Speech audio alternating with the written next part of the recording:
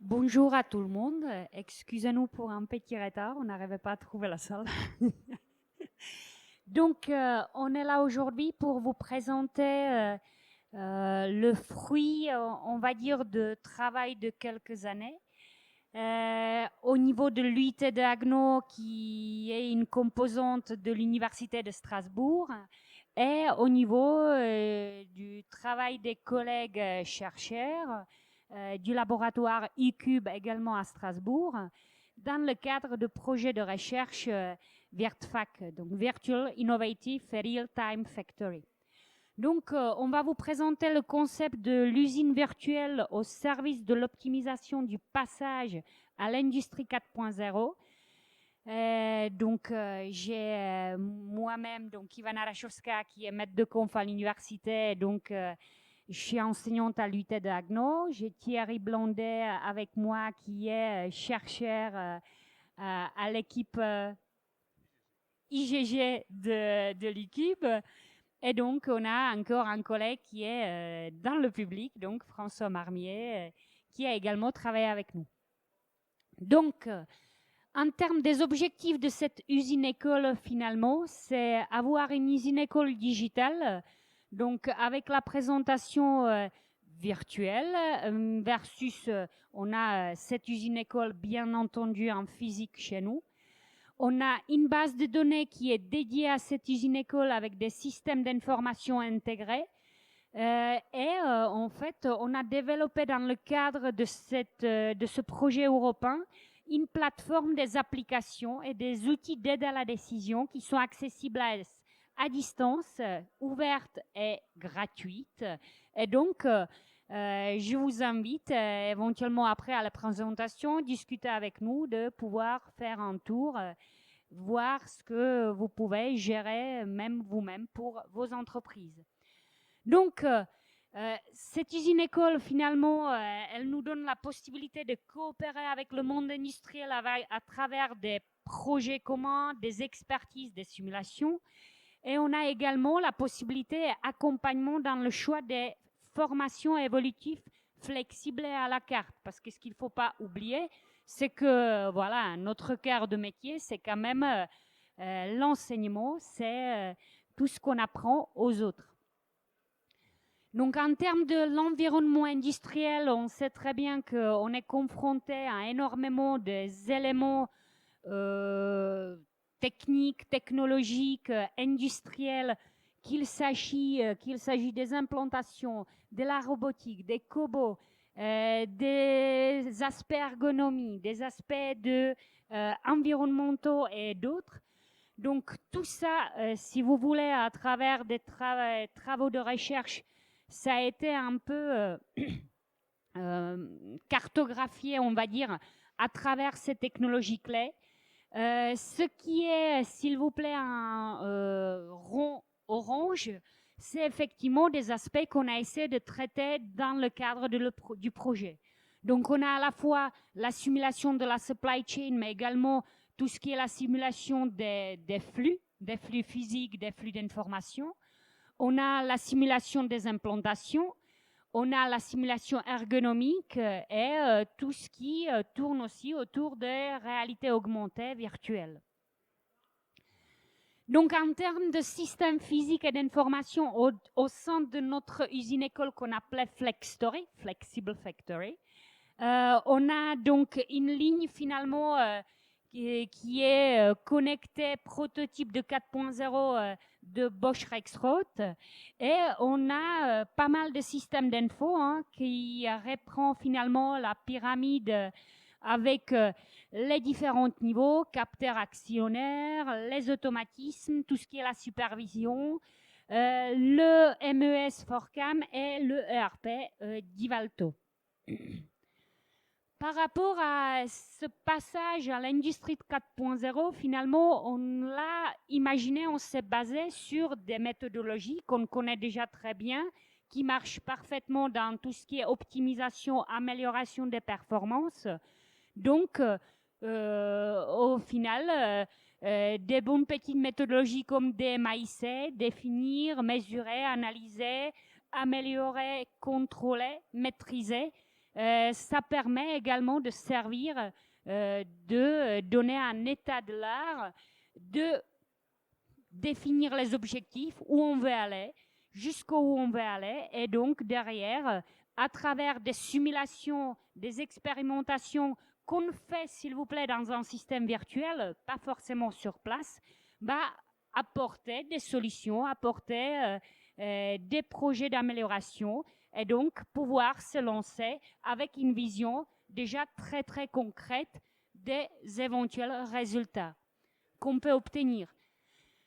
Donc, à travers ce projet, on a tout ce qui est la vision et analyse statique, donc outils d'analyse des gammes opératoires, une analyse dynamique à travers, par exemple, le projet, le logiciel Witness, et avec un petit module d'automatisation de la création du modèle qui a été développé notamment dans Virtfac. Et à travers la réalité augmentée et virtuelle, on a analyse ergonomique avec voilà, jumeaux numériques, avec le petit avatar et tout ce qui va avec. Donc, je suis désolée, pour des raisons du temps, on va vous présenter plutôt des impressions d'écran. Tout ce qu'on peut voir, notamment sur le démonstrateur de la FlexStory. Sachez que le but du projet, ça a été vraiment développer une plateforme gratuite qui est dispo et sur laquelle, effectivement, on peut se retrouver autour des différents projets où vous pouvez venir simuler ce que vous avez chez vous. Et donc, derrière, voilà, même à travers des projets avec des étudiants, pouvoir éventuellement aller plus loin. Donc, on a ce qu'on appelle cette implantation. Donc, je ne vais pas vous le cacher, hein, c'est MS, donc c'est Visio Project, où on voit effectivement toute l'implantation avec des mesures, on va dire, en termes de distance et compagnie. On a donc un petit projet analyse des gammes. Là, je vous fais juste un aperçu sur les fichiers des données qu'on utilise. Donc, vous voyez bien, c'est des Excel qui nous donnent derrière un peu des graphiques. On a analyse dynamique des flux avec des modèles dans Witness qui sont effectivement faits pour simuler les flux, simuler où on retrouve des postes goulets, où sont les problématiques en termes de ressources humaines et compagnie. Et on a donc une analyse ergonomique de la ligne avec un petit avatar. Donc, en termes de résultats, on peut avoir différentes implantations, différents nombres d'opérateurs à faire varier, simuler différentes collaborations homme-machine avec des performances qui sont des fois surprenantes parce que voilà, dès que vous mettez à collaborer un homme et une machine, ça ne va pas forcément toujours dans les meilleurs. Et derrière, donc, différentes positions, postures des opérateurs, avec notamment déjà des projets qui se sont faits dans les industries. Et donc, c'est mon collègue Thierry qui va vous en parler un peu plus en détail. Tu mets la mienne.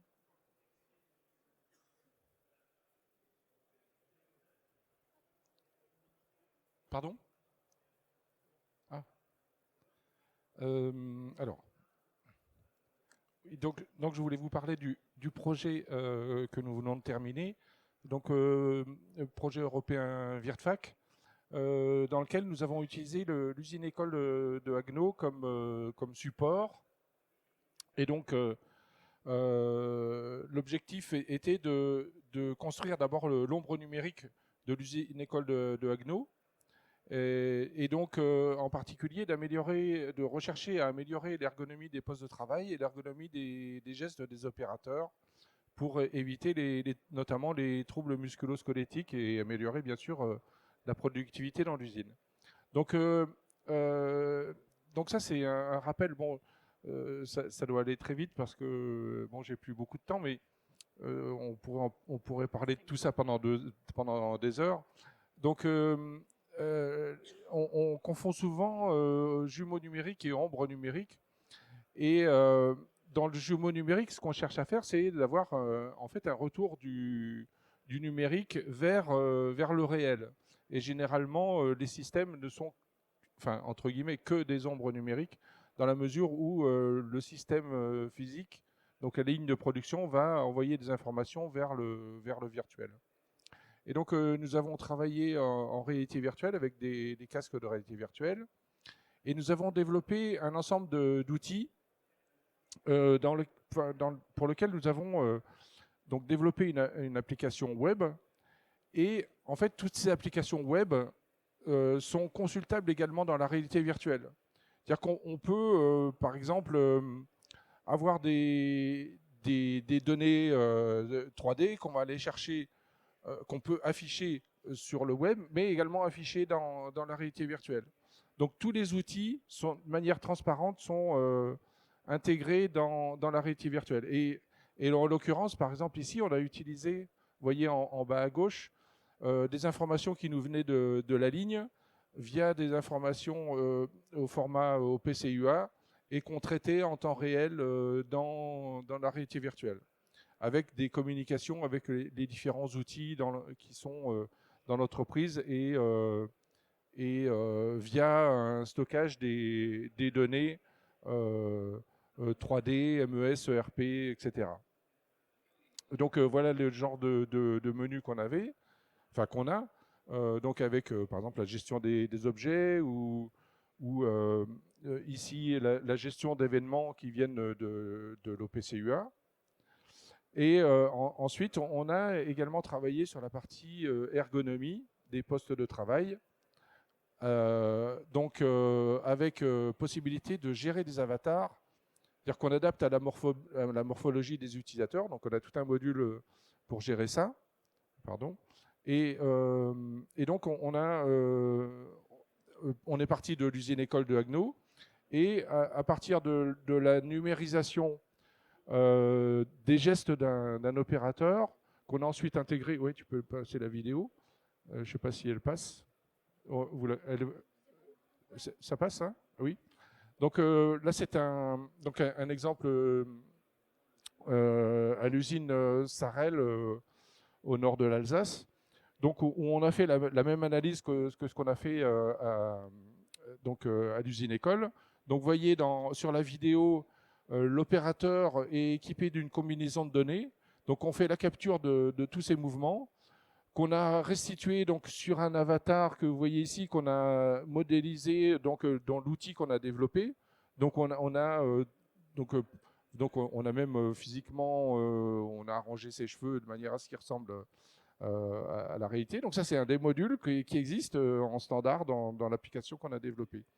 Et donc on fait l'analyse en temps réel et on le restitue ici. Vous voyez sur le mannequin en filaire les informations de la qualité ergonomique des gestes qui sont réalisés.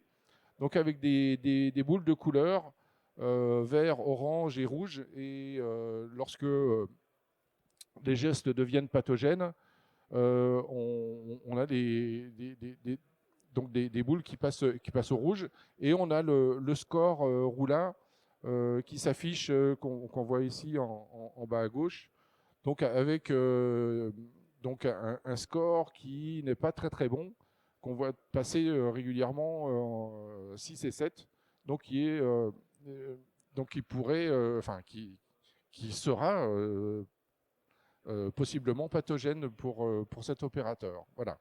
Donc l'idée après, ça va être d'améliorer le poste de travail et d'organiser ce poste de manière à éviter. Donc c'est des choses qu'on peut tester dans le virtuel et qu'on pourra ensuite transposer dans le réel de manière à améliorer à la fois les gestes, la productivité et le poste de travail. Donc voilà rapidement une présentation de...